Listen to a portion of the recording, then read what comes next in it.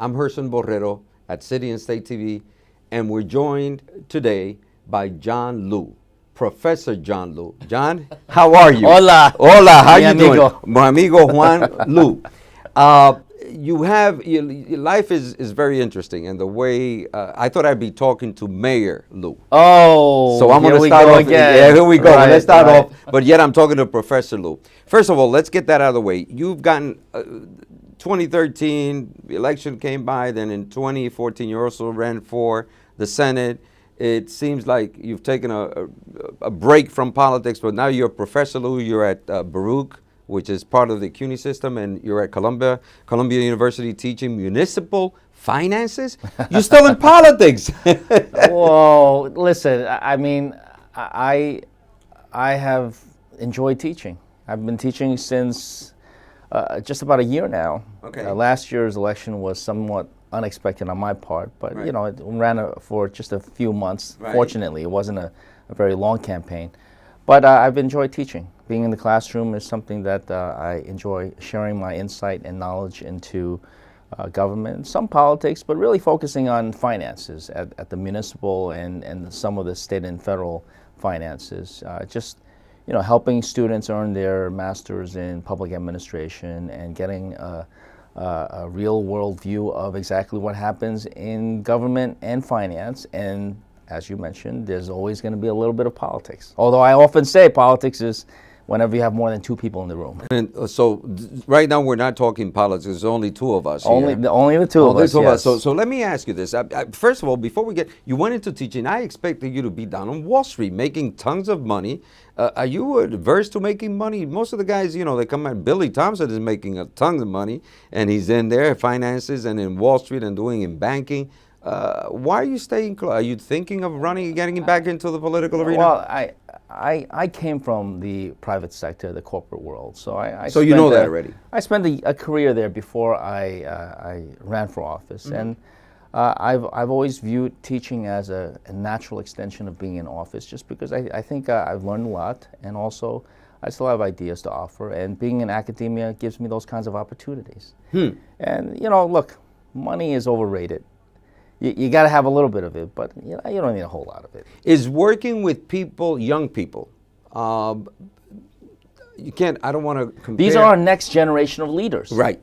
And so to the extent that I'm able to impart some of my ideas as well as my insight, you know, I think that they're better off, and I get to be able to feel good about what I'm doing. Does it give you a chance to also sort of backtrack on what your beliefs are? Do you get a pushback from some of your theories, which you're teaching them? Does that help you also in the process? Because, you know, sometimes young people are, I can tell you, young people are pretty smart as far as I can tell. Yeah, I mean, I try to present a very balanced view. Okay. All right, when it's my opinion, I make it very clear that it's my opinion on a particular aspect of finance. Again, I try to keep politics out of it. That's right. But, you know, even when it comes to finance, how to fund things, how to set budgets, how to, for example, pension issues, I have some strong opinions. I make it clear that they're my opinions, but I present opposing views as well. And I encourage my students to research and to argue different points. New Yorkers, should we be students now at finance on what's happening into our city? You have a mayor. I'm going to get you right into the thick of things. You have a mayor. It could have been Mayor Liu, but now we have Mayor de Blasio. You ran against him. You know this guy for a long time. Most New Yorkers don't know him as well as you do. Are the headlines and the coverage that he's getting fair to Mayor de Blasio, her first term, after having 12 years of Michael Bloomberg, who really, I mean, did excellent administrator? We had differences. Most New Yorkers had differences with him. You know, overly zealous in some of the health things, which I applaud. What's your evaluation right now? Or is it too soon of Bill de Blasio? I try not to give evaluations. I have enough grades to submit for my students. Well, there's a problem. If he was a student of yours, what he's not a student. But what if he I've known Bill, Mayor de Blasio, for quite some time, because we served in the city council for Right. 8 years. He was the public advocate for 4 years while I was comptroller.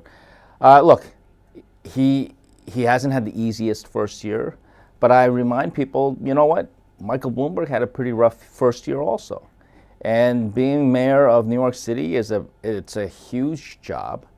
I don't think I can't think of any job in the world that really prepares you to be mayor of New York City. So, I'm still going to give him the benefit of the doubt. I mean, as far as I can tell, he's had no more difficulty first year than Mike Bloomberg did. Let me rewind here. Instead of Bill de Blasio, you won the election. Oh, boy. Wait. Gerson. What Let's not go there. What would you do? What would Let's you not have? go. No, I'm going to go to municipal IDs, which is really what Yes. I invited you to talk about. But right now, would you have handled the police different, or are they beyond control? You know what? There are a million people out there doing Monday morning quarterbacking. And you're not going to do it. This is a problem that the mayor has to confront. Okay. And I have every expectation that he's going to try to figure out the best way out to move the city forward together. And you know what? The whole country's looking at us, so that puts that much more pressure on him. And you know what?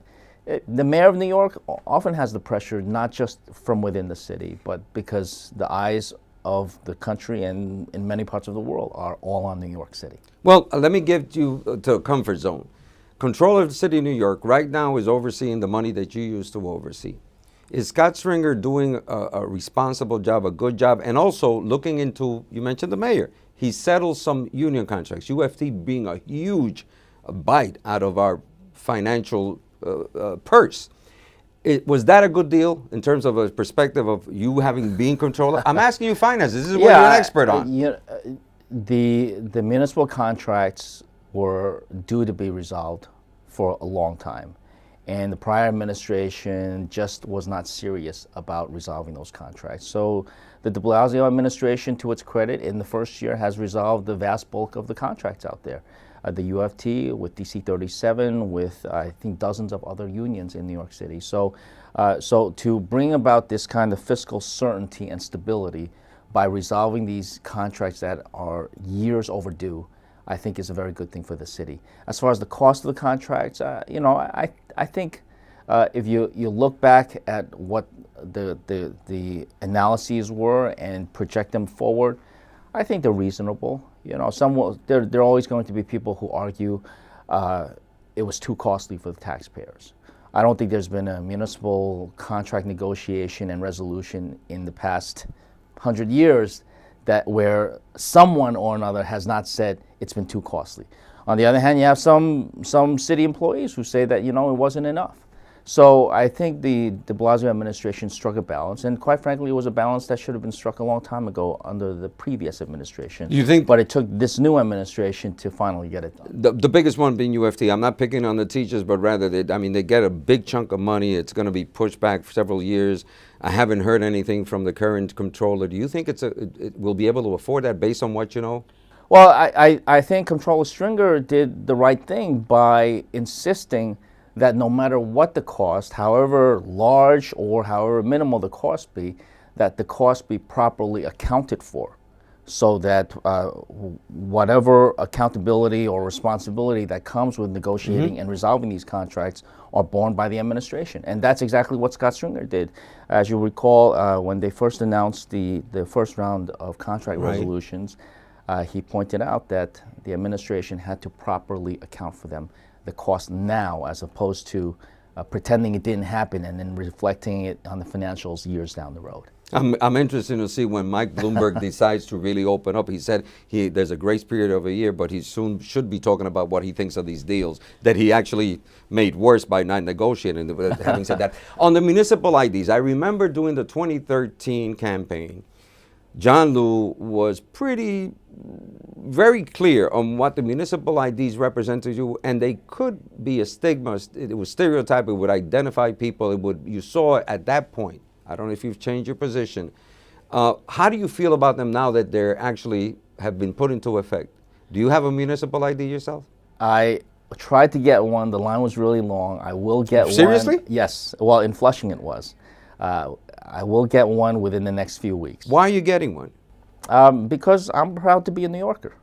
And I think that you're on the spin here. No, I think the way the administration has played it is very good. How so? Let's go back to what you mentioned. During the 2013 elections, I did express reservations. I was in favor of a statewide ID. a statewide ID that is more along the lines of a driver's license, even for non-drivers. You know, they have the non-drivers IDs that are issued by the state. That's more universal. It's more of an accepted statewide and therefore nationally recognized form of ID. Short of that, a municipal ID program certainly makes sense, so long as it doesn't carry a stigma that then discourages immigrants from applying for them in the first place. You'd have a program where nobody applied for it because they were afraid that it would just out them as an immigrant or an undocumented immigrant. But the way the administration, along with the council speaker, have rolled it out, it's almost like a prestigious card to have. That's one of the reasons why I want to have a card, because I'm proud to be a New Yorker. And it's, you know, not only will it allow people, immigrants or seniors, certain people with disabilities who can't get some of the documentation that they need to have a properly and officially recognized form of ID in New York City, but you know, it gets them discounts. I think some of those discounts are pretty attractive, and it's a free card, at least for now. Is it a free card? The company that actually is making it, correct me if I'm wrong, but I remember you did an audit, and there was, remember the time? I remember my audits. And you remember the audits, and you did, I think the company's Grant, it's in California based, and there was a problem with that company in terms of excesses or, well, you know, we don't know how much sure, it's look, going to when cost. I say free, I mean from the applicant and the New York City residents' point of view. It's free, at least for the first year. I'm sure the cost will be minimal in future years if they ever decide to impose a cost. How much it costs the city as a whole, and whether the city's getting its money's worth, that's going to be up to Scott Stringer to determine. Right now, the way, so you're pleased with this. I'm sort of surprised that in 2013 you had a different opinion. I think you and Sal Albanese opposed it, and I think Sal Albanese is still criticizing Well, it. again, I want to be clear. I was far more in favor of a statewide ID. Which, by the way, Senator Gustavo Rivera, Gustavo Rivera has a bill right now. And I hope he's able to pass it. You know, it's difficult. Is that what with you the were looking Republicans for? there, but absolutely, I was very clear that a real ID has to come from the state. It would not only be recognized within the city and state, but also throughout the country, because it is an official form of ID that's very similar to a driver's license. On the other hand, short of doing that, we could do a municipal ID at the city level, so long as it doesn't carry a stigma. I was very clear on that. I said from the outset, if it carries a stigma and discourages people from applying for it, then it's failed from the beginning. But so far, it seems like it's gotten off to a strong start. Professor John Liu giving us his opinion now that he's from outside. Somehow I get it. This is a topic that's not so close to my classroom topic of municipal finance, but you know, it's important. Well, let me ask you this: as you stand right now, you were in politics. You were at the top of the heap. You ran. Is there any chance that you're going to come back into the game? And is there? No, I mean, it's really. Gerson, I often say that I've already been through and gone farther than I ever imagined I would ever get in my lifetime. To have a chance to serve in the New York City Council in the best city in the world, and to be a citywide elected office, and to run for mayor. I mean, those have been incredible thrills and challenges. And now I love being in the classroom and imparting my vision and my energy on people many of whom will be our future leaders here in this city and beyond. And I'm looking forward to doing much more of that. What comes down the road, who knows? You never know. You never know. You never know. So there's a possibility that the 2017 you may be back in. I mean, I'm just you know, I want to. Yikes! Yeah, why not? I mean, you know, why? No, seriously. You're from Queens. You're a resident of Queens. Yes. You did run in the state senate. Joe Crowley, can you give?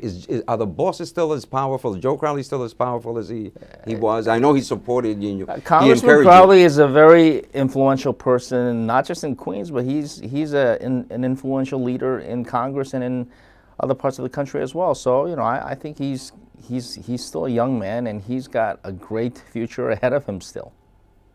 And so that you think he's in the game, he's going to stay. I didn't expect you to say anything. You like figured you were going to trust. You're not going to give me a grade on Bill de Blasio's first year. You give grades for a living. I know. What is this? You're gonna. I just submitted dozens of grades in the last couple of weeks. Give me one for Bill de Blasio. You're a professor now. Yeah. He incomplete. No. I'll. How about this? I'll grade him on a pass-fail basis. He passed. Wow, I didn't expect that. Hey, he passed. He passed, Okay, yeah. not incomplete. But none of my other grades are on a pass-fail basis. They're all on an A through F scale. And you're not going to give me that one for him. He's not enrolled in any of my classes. He's enrolled in the class of New Yorkers, and New Yorkers are tough, and they've already graded him. John Liu, it's a pleasure to see you. Good to see you, Gerson. It's good to see you. Maybe I'll drop by one of the classes one day. I'll be at Columbia University. People can go in, or either at Baruch. You're always invited. You got to pay the tuition, though. You don't. Just kidding. We'll try that. We'll see if we can, there. Okay. We'll see if we can get you in. For City and State TV, I'm Gerson Borrero, Professor John Liu.